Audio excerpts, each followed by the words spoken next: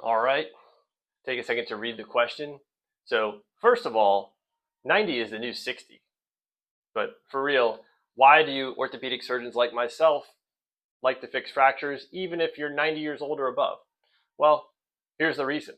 Let's say you break your hip and you're 90 or above. If we do not address that surgically, you will pretty much be bedbound for the rest of your life. And the mortality after a hip fracture, even if we fix it, is about 30% at 1 year. So it's a very, very significant injury.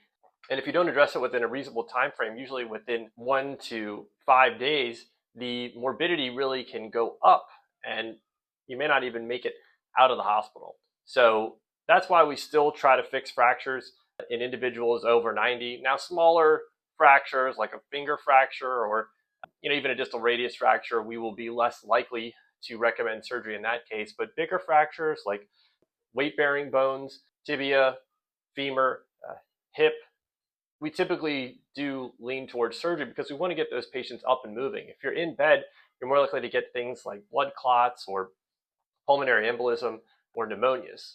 So even though we all know that orthopedic surgeons love fixing fractures, I'm sure we've all seen that YouTube video by now. There is a fracture, I must fix it.